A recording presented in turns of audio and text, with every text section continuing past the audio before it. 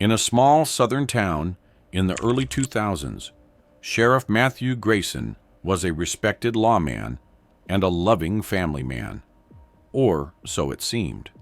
But beneath the polished badge and his perfect family lay a dark secret, an affair with a 19-year-old girl that would lead to scandal, betrayal, and ultimately murder. Today, we uncover the story of how a trusted figure's forbidden relationship unraveled a community and ended in tragedy. In the quiet town of Magnolia, Georgia, August 2008, life seemed simple and predictable. At its heart stood Sheriff Matthew Grayson, a man both respected and revered. At 45, Matthew was a picture of authority, a tall, broad-shouldered man with a calm voice that could soothe even the most restless disputes. He wore his badge with pride, patrolling the same streets he had grown up on. Magnolia trusted him, not just as their sheriff, but as the moral compass of their tight-knit community. But beneath this facade of control lay a man burdened by invisible cracks. Matthew had been married to Eleanor for over 2 decades. Eleanor, 42, was an elegant woman with an unwavering gaze and a stern voice. She had supported Matthew through every twist and turn of his career, managing their home with an iron grip while raising their 2 sons, Tyler, 17, and Ben, 15. The Grayson home, a 2-story house shaded by ancient oak trees, was the town's ideal of stability. Yet behind its closed doors, Eleanor carried the weariness of a woman who had given her all to a man who no longer looked at her the way he used to. Matthew felt it too, though he never said it aloud. The routines of their life, once comforting, had grown into chains. He felt suffocated, lost in the shadow of his own image, the perfect sheriff, the devoted husband, the admirable father. It was this inner turmoil, this quiet yearning for something unspoken, that led him to Sarah Cole. Sarah was a 19-year-old waitress at the Magnolia Cafe, a small diner nestled by the edge of town. She was a striking girl, with pale skin that seemed to glow under the dim lights of the diner and long auburn hair that framed her soft face. But her beauty was overshadowed by the weight of her struggles.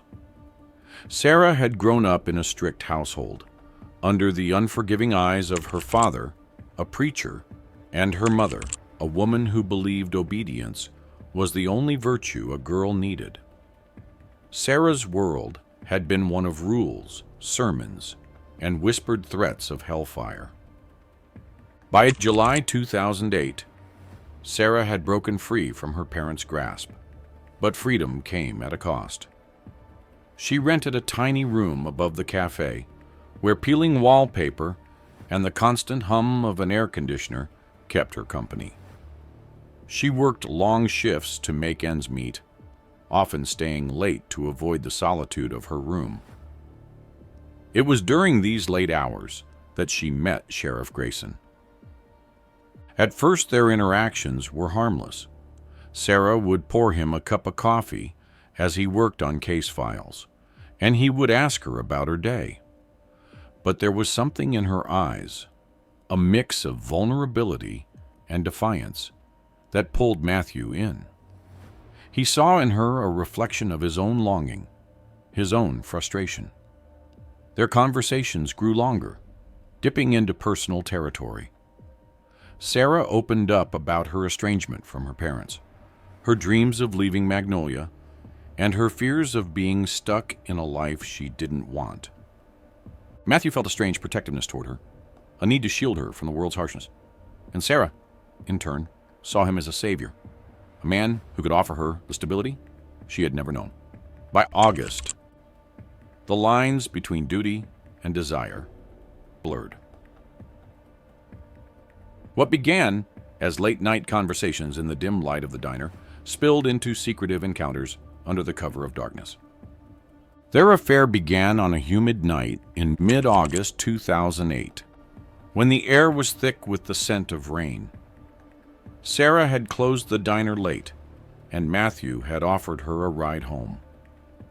That night marked the beginning of their forbidden relationship. They would meet in secluded spots, the edge of the woods near the riverbank, the abandoned barn outside town, even the back seat of Matthew's patrol car. Each meeting was charged with an electric tension, a mix of guilt and exhilaration. Matthew became consumed by her, sneaking glances at her whenever he stopped by the diner, and inventing excuses to patrol near her apartment. Sarah, too, was swept up in the thrill of it all. For the first time in her life, she felt seen, desired, and loved, or so she thought. By October 2008, Sarah began to feel the early signs of pregnancy. She was nauseous in the mornings, her appetite changed, and her body felt foreign to her. The realization hit her with the force of a tidal wave. She kept it to herself at first, terrified of what Matthew might say, but her fear grew too heavy to bear. On a chilly evening in November, she confided in him. They met in his patrol car, parked in a shadowy corner of the old Magnolia Mill lot. As the words left her lips, Matthew's face turned pale. Panic gripped him. The thought of his secret life being exposed, of losing his family, his career, and the respect of the town was unbearable. He begged Sarah to keep the pregnancy hidden, promising to support her in secret. But the truth had a way of slipping through the cracks. Word reached Sarah's parents by the December 2008. Their anger was swift and merciless. They accused her of bringing shame upon their family, branding her a sinner. That night, they threw her out of their home, her belongings stuffed into black trash bags that they dumped onto the front lawn. Sarah stood in the cold, clutching her stomach, her tears freezing on her cheeks. When Matthew found out, the weight of guilt nearly crushed him. He could no longer keep the secret. On a rainy evening in early January 2009, he confessed everything to Eleanor. She listened in silence as he unraveled the truth, her face betraying no emotion. Inside, she felt a storm of rage, betrayal, and humiliation. But Eleanor was a proud woman, and the thought of the town whispering about her husband's infidelity was more than she could bear. After hours of tense silence, Eleanor made her decision. Sarah would come to their home, but only under strict conditions. It wasn't forgiveness, it was survival. That same night, under the cloak of darkness, Matthew drove to Sarah's apartment. He found her sitting on the floor, surrounded by the remnants of her life. Without a word, she climbed into the passenger seat. The ride to the Grayson home was silent, the tension suffocating. By the time they arrived, the house was shrouded in shadows. Eleanor stood by the door, her face unreadable. As Sarah crossed the threshold, she felt the chill of the house seep into her bones. This was no sanctuary. This was the beginning of something far darker than she could have imagined. And so, in the dead of night on January 9th, 2009, Sarah Cole became an invisible resident of the Grayson household, a secret hidden within the walls of a home that had already begun to crumble. By January 2009, Sarah Cole had settled into the Grayson household, but the sense of unease was palpable. Eleanor's decision to allow Sarah into her home was less an act of mercy and more a desperate move to control the narrative. To Eleanor, appearances were everything. If the town ever discovered the truth, It would destroy the life she had painstakingly built. But having Sarah under her roof felt like housing a serpent, and Eleanor could never let her guard down. Sarah, for her part, quickly made her presence felt. At first, she tried to blend in, keeping to the guest room and speaking in hushed tones. But as the days passed, her true nature began to show. Pregnancy amplified her moods, swinging her between vulnerability and defiance. She started wandering through the house uninvited, appearing in the kitchen during family breakfasts, or lounging on the couch as though she belonged. Her sense of entitlement grated on Eleanor, who saw these actions as a direct challenge to her authority. The boys, Tyler and Ben, sensed the tension, but were kept in the dark about Sarah's true situation. Eleanor explained her presence as a favor to a young woman in need, though the vague explanation left them suspicious. Tyler, who was nearing adulthood, noticed how Sarah's gaze lingered on their father, and how Matthew became visibly uncomfortable whenever she was near. Ben, the quieter of the two, found Sarah unnerving. Her sudden outbursts and sharp remarks left him uneasy. By early February 2009, the household felt like a pressure cooker. Sarah's erratic behavior escalated. She would laugh loudly at inappropriate moments, make cutting remarks about Eleanor's cooking, or linger too long in Matthew's study. Eleanor began avoiding her altogether, retreating to her bedroom for long hours. Matthew, caught between the two women, felt his life spiraling out of control. He couldn't reconcile his role as a protector of the town with the chaos inside his home. The tipping point came one night in mid-February 2009. Sarah had made herself comfortable at the dining table while the family ate. Uninvited, she began commenting on Eleanor's parenting, questioning why the boys seemed so repressed. Her words, casual and biting, were like a knife to Eleanor's pride. The room fell into an uneasy silence. Matthew avoided Eleanor's gaze, his guilt practically radiating from him. The boys excused themselves quickly, sensing the storm brewing. That night, Eleanor wept quietly in their bedroom, her tears a mixture of rage and despair. Sarah's growing isolation fueled her need for attention. Feeling shunned by the Graysons and burdened by the weight of her pregnancy, she reached out to the only people who would listen, her old friends. These were people who shared her reckless streak, the kind who thrived on gossip and chaos. At first, she simply complained about her living situation, speaking vaguely of Eleanor's coldness and Matthew's hypocrisy. But the more she drank at their gatherings, the looser her tongue became. On the night of February 21st, 2009, at a party held in the woods just outside town, Sarah let slip the truth. Fueled by alcohol and resentment, she revealed that Sheriff Grayson was the father of her child. Her voice, slurred but defiant, carried over the crackling of the bonfire. Her friends were stunned, but the initial shock quickly gave way to excitement. In Magnolia, scandal was currency, and Sarah had just dropped a bombshell. By February 24th, 2009, the whispers had spread like wildfire.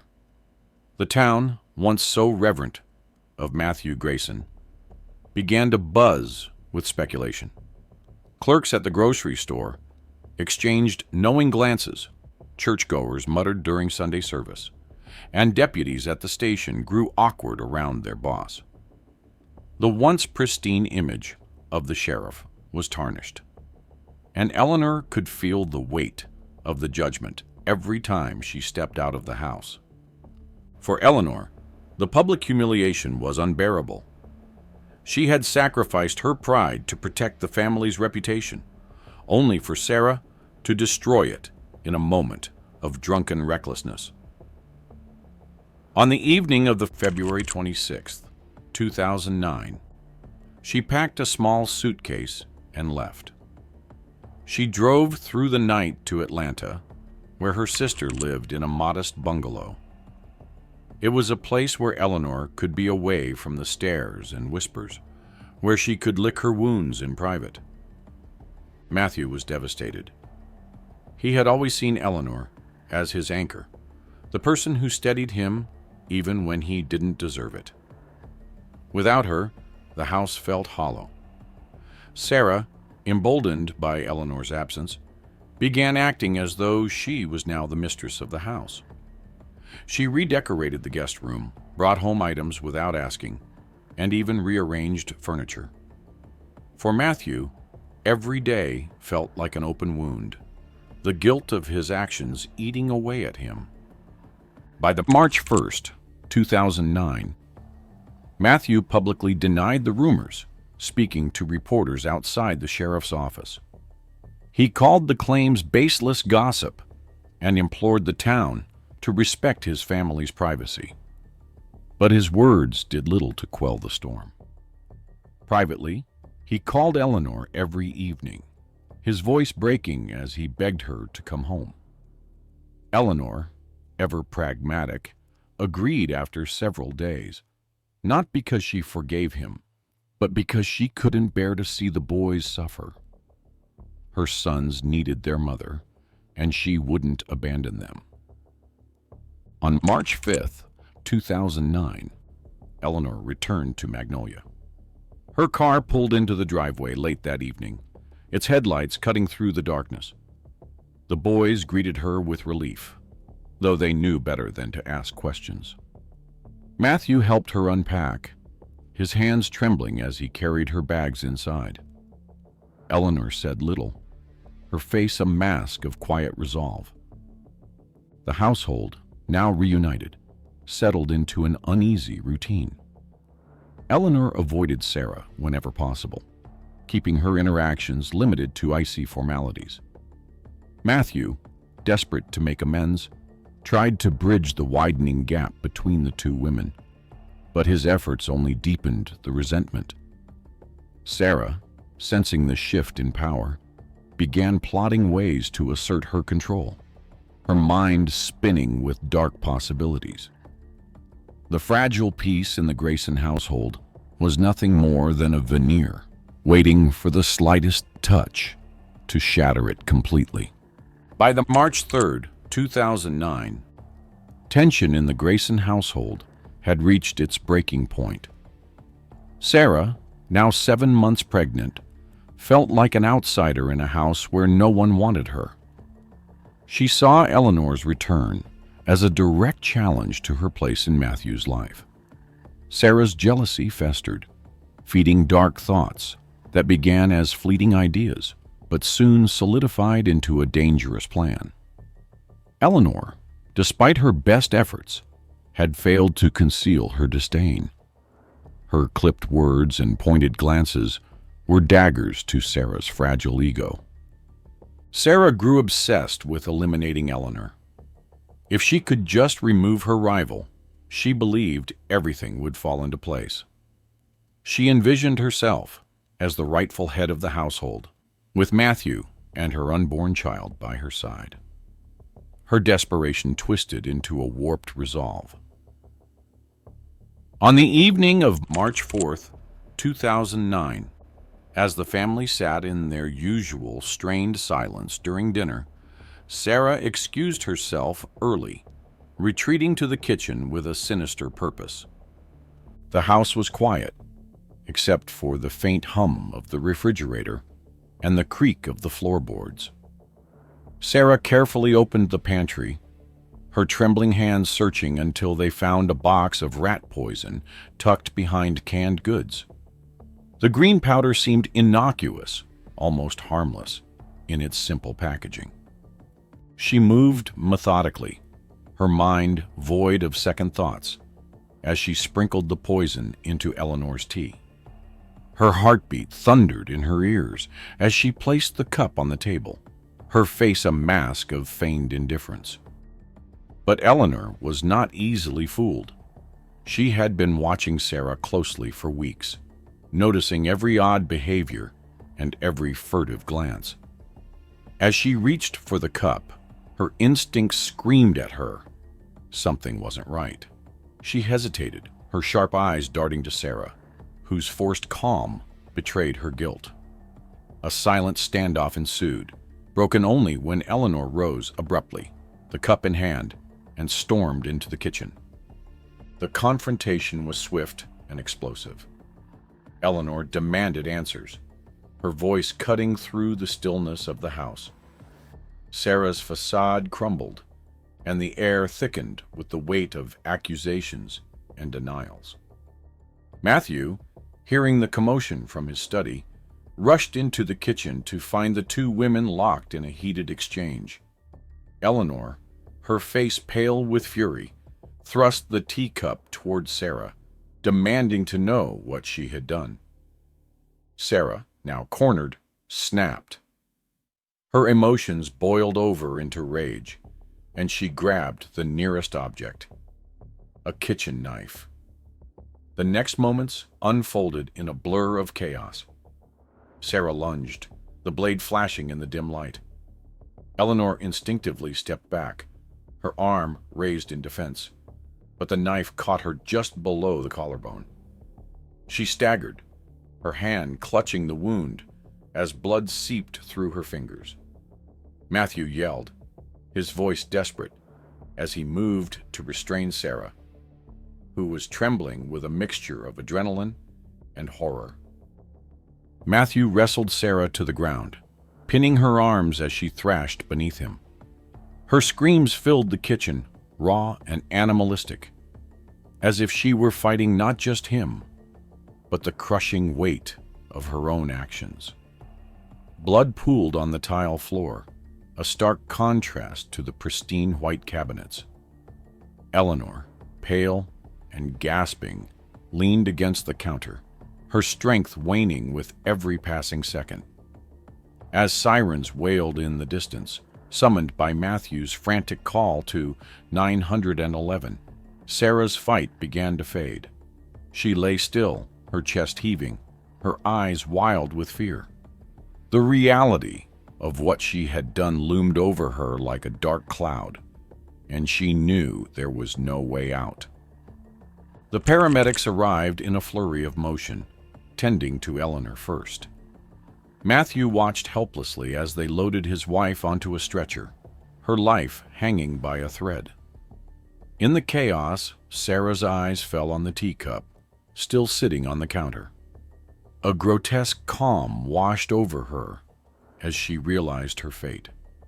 She would be vilified, imprisoned, and forever shunned. At that moment, she made her choice. With shaking hands, Sarah grabbed the cup and drank its contents in one swift motion. The poison burned her throat, its bitterness a fitting punishment for the bitterness in her heart. The paramedics, distracted by Eleanor's condition, turned too late to stop her. By the time they reached her, Sarah was convulsing on the floor, her body rejecting the toxin that would ultimately claim her life. The morning after the fatal night, the Grayson home was sealed off as a crime scene. The once warm and lively house now felt cold and empty, its walls echoing with the weight of what had transpired. Detectives combed through every inch of the kitchen, documenting the bloodstains, the knife, and the poisoned teacup. Matthew, still in shock, gave his statement to the police. His voice was flat and mechanical as he recounted the events, his eyes hollow with guilt. Eleanor, recovering in the hospital, was also interviewed. She spoke haltingly, her voice weak but steady, describing Sarah's erratic behavior and the events leading up to the attack. Toxicology reports confirmed the presence of rat poison in Sarah's system, solidifying the narrative that she had acted out of jealousy and despair. News of the incident spread quickly, dividing the community. Some sympathized with Sarah, seeing her as a young woman manipulated by a man in power. Others vilified her, blaming her for her own demise and for nearly destroying the Grayson family. Whispers filled the pews at church services, and neighbors exchanged speculative glances over picket fences. Eleanor, though physically recovering, found herself at the center of the town's scrutiny. Some admired her resilience, while others questioned her decision to allow Sarah into their home. Matthew, once the town's pillar of integrity, became a pariah. His resignation on March 10th, 2009, was met with a mixture of relief and disappointment. By the March 20th, 2009, the investigation concluded. The evidence absolved Matthew and Eleanor of any direct wrongdoing, framing Sarah's actions as the desperate choices of a troubled young woman. But the damage was done. Matthew, now unemployed and disgraced, retreated into solitude, spending his days repairing the house as if physical labor could mend the fractures in his life. Eleanor, despite considering divorce, chose to stay. It was not out of love, but necessity. She believed in rebuilding, even if the foundation was irreparably cracked. Together, they began the slow, painful process of reclaiming what remained of their family. The Grayson home, once a symbol of stability, now stood as a reminder of betrayal, tragedy, and the thin line between order and chaos. The town of Magnolia, though moving forward, would never forget the night its sheriff's house became a battlefield. Years later, the Grayson family still bore the scars of the scandal. Matthew, once a pillar of the community, lived a quiet life as a consultant. Eleanor, while distant from her husband, focused on charity work. The town of Magnolia, meanwhile, used the tragedy as a cautionary tale about power, secrecy, and the consequences of betrayal. Sarah Cole's short life and tragic end became a dark chapter in the town's history, a reminder of how even the most respected figures can harbor devastating secrets. What leads people to betray those closest to them? Or what drives someone to the brink of obsession and violence? Stories like this remind us that even in the quietest corners, darkness lurks just beneath the surface. We have a very similar case to this. The case where a father-in-law's affair with son's young wife, and it ends in pregnancy and suicide. Make sure to check it out and like and subscribe so you do not miss out on our daily updates.